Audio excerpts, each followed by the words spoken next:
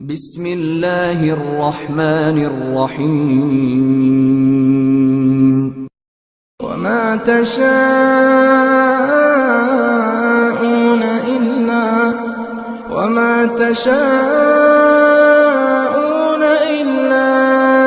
أن يشاء الله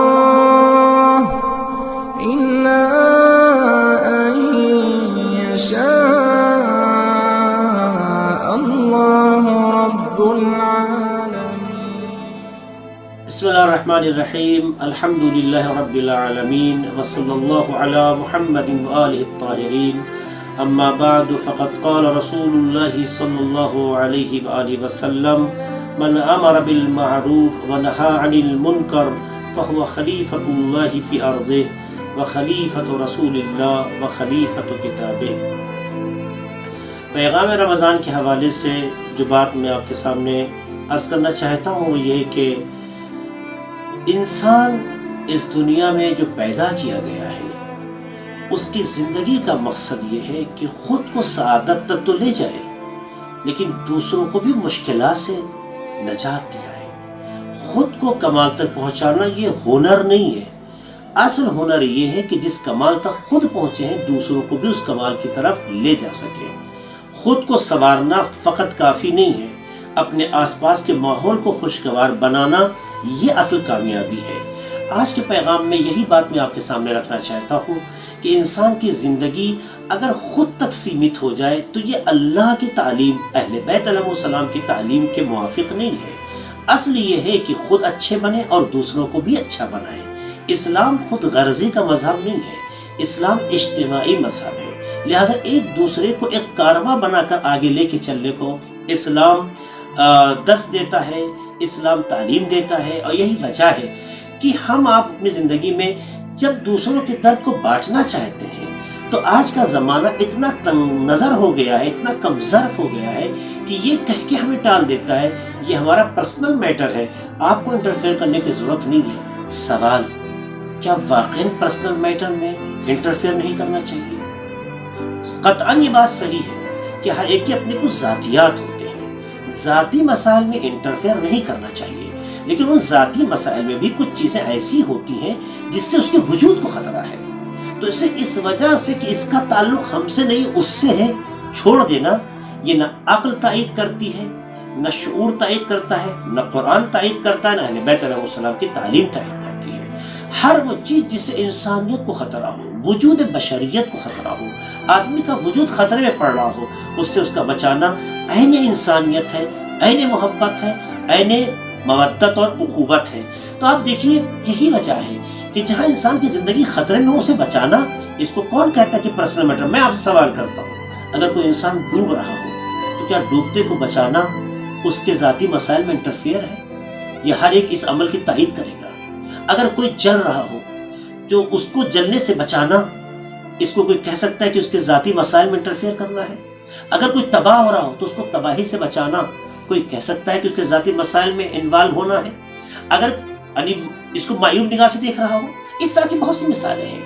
تو دنیا میں اگر کوئی جلتا ہوا دکھے اور اسے بچا لیا جائے تو ہر کوئی اس کی تعریف کرتا ہے، ہر کوئی تائید کرتا ہے. تو آپ مجھے بتائیے جو جہنم کی آگ کی طرف بڑھ رہا ہو، جو غافل ہو اس بات سے کہ آگے کھائی ہے، جو غافل ہو اس بات سے کہ آگے کا راستہ ہمارے لیے تنگ ہے اور مصیبت اور کانٹے ہیں، وہ لوگ جو ان راستوں سے آشنا ہو چکے ہیں اگر آگے بڑھ کے انہیں سنبھال لیں تو کیا عیب ہے؟ یہ بری بات ہے؟ یہ کمال انسانیت ہے، یہ کمال برادری ہے، یہ کمال اخوت اور انسانیت ہے. ہر انسان کا ایک وظیفہ ہے کہ اس کے لیے اگر یہی وجہ تھی کہ پروردگار عالم نے انبیاء کا سلسلہ قائم کیا، انبیاء کے بعد ائمہ علیہ السلام کا سلسلہ قائم کیا، قرآن جیسی کتابیں، قرآن اور قرآن جیسی آسمانی کتابیں اللہ نے نازل کی. ان کا سب کا مقصد یہ تھا کہ لوگوں کو گمراہی سے بچائیں، لوگوں کو ضلالت سے بچائیں، لوگوں کو کھائی میں گرنے سے روکیں، لوگوں کو جہنم کی آگ سے جلنے سے بچائیں. لہٰذا کسی کو جہنم کی آگ میں جلنے سے روکنا عین انسانیت ہے، کمال انسانیت ہے. اور اگر یہ بات نہ ہوتی تو امام حسین علیہ السلام نے کربلا رقم نہ کی ہوتی. کربلا رقم ہوئی ہے لوگوں کو گمراہی سے بچانے کے لیے، لوگوں کو جہنم سے نزدیک ہونے سے روکنے کے لیے. تو کربلا کا درس بھی یہی ہے کہ لوگوں کو مصیبت گمراہی سے بچایا جائے. اسے انٹرفیئر نہیں کہتے، اسے سعادت اور کمال کی طرف رہنمائی کہتے ہیں۔ اور ہر عاقل انسان، ہم آپ سے ایک بات کہنا چاہتے ہیں، آپ دیکھیے بچپن میں ایک بچہ ہے، چھوٹا ہے ابھی، بہت چھوٹا ہے، آپ کی طرف بڑھتا ہے تو آپ اسے روکتے نہیں روکتے ہیں۔ اگر ایک بچہ ہے کسی ایک ایسی کام کو کرنا چاہتا ہے جو اسے نہیں کرنا چاہیے، آپ اسے روکتے نہیں روکتے ہیں۔ اس کا مطلب یہ ہے کہ جب رشتہ ہوتا ہے، جب وابستگی ہوتی ہے، جب محبت ہوتی ہے، تو خطرے سے روکنا عین محبت اور انسانیت اور عین قرابت ہے۔ یہی تعلیم امر بالمعروف اور نہی عن المنکر کی شکل میں اسلام بھی ہمیں دینا چاہتا ہے کہ آپ اگر کسی کو کسی کام سے روکتے ہیں تو اس سے محبت اس لیے روکتے ہیں، ورنہ آگ میں جل جائے ہم سے کیا مطلب، ڈوب جائے ہم سے کیا مطلب۔ آپ اسے جہنم سے روکتے ہیں، اسے آپ گمراہی سے روکتے ہیں، اس کی آخرت کے خراب ہونے سے اسے بچاتے ہیں۔ اس لیے پیغمبر فرماتے ہیں کہ جو شخص امر بالمعروف کرتا ہے اور نہی عن المنکر کرتا ہے وہ اللہ کا جانشین ہے، زمین پر اللہ کے رسول کا جانشین ہے، قرآن مجید کا جانشین ہے۔ عجیب بات ہے یہ تعلیم، دیکھیے یہ اہم ترین مسئلہ ہے، اس لیے ہر کوئی اور کر بھی نہیں سکتا ہے، لیکن جو کر سکتا ہے، جس میں خوبی پائی جاتی ہے۔ آپ دیکھیے بچے سے جب آپ اسے روکتے ہیں کسی کام سے تو کیسے روکتے ہیں؟ کیا غصے میں روکتے ہیں؟ پیار سے بولتے ہیں، پیار سے روکتے ہیں۔ پھر دوبارہ وہ غلطی کرتا ہے تو کیا پھر آپ غصے میں نہیں، پھر پیار سے کرتے ہیں۔ کئی بار پیار سے کہنے کے بعد ایک وقت آتا ہے کہ آپ غصے کا اظہار کرتے ہیں۔ امر بالمعروف نہی عن المنکر بھی ایسے ہی ہے، آپ کو پیار اور محبت سے اپنی بات رکھنی ہے، کئی بار آپ کو پیار اور محبت سے کہنا ہے، اس کے بعد ممکن ہے لب و لہجہ کا طریقہ اور انداز بدل جائے۔ تو عزیزو، یہ بہت اہم مرحلہ ہے کہ جس کی طرف ہم متوجہ نہیں ہیں، چونکہ حدیث ہے کہ اگر امر بالمعروف اور نہی عن المنکر کا راستہ سماج میں بند ہو جائے تو اللہ اشرار کو لوگوں پہ مسلط کر دیتا ہے، اس کے بعد وہ دعائیں مانگتے رہتے ہیں تو دعا قبول نہیں ہوتی ہے۔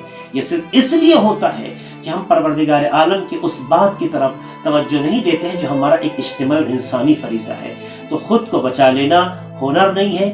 امر بالمعروف اور نہی عن المنکر جس معاشرے میں ہوگا وہاں معاشرہ الہی ہوگا، سماج الہی ہوگا، حق کا بول بالا ہوگا، عدالت کا علم بلند ہوگا، ہر ایک کو امن و امان حاصل ہوگا، سکون ہوگا، شہروں میں نہ فتنہ ہوگا، نہ فساد ہوگا، نہ حقوق کی پامالی ہوگی۔ تو ہمارے لیے ضروری ہے کہ امر بالمعروف اور نہی عن المنکر کو ایک وظیفہ اسلامی، ایک وظیفہ الہی، ایک وظیفہ عصمتی سمجھتے ہوئے وہ آگے بڑھیں اور انجام دیں۔ اگر آپ انجام دے رہے ہوں گے تو آپ نہیں، یہ خدا ہے جو آپ کے ذریعے انجام دلا رہا ہے، یہ پیغمبر ہے جن کی تعلیم آپ سے یہ کام لے رہی ہے، اور یہ قرآن ہے جس کی تربیت ہے جو آپ کے ذریعے سے بول رہی ہے۔ امید کرتے ہیں کہ انشاءاللہ ہمارے سماج میں یہ جذبہ ہر کسی میں پایا جائے گا اور لوگ خدا کی بارگاہ میں اس جذبے کو انجام نہ دے کر کبھی شرمندہ ہونا نہیں پسند کریں گے۔ والسلام علیکم ورحمۃ اللہ وبرکاتہ۔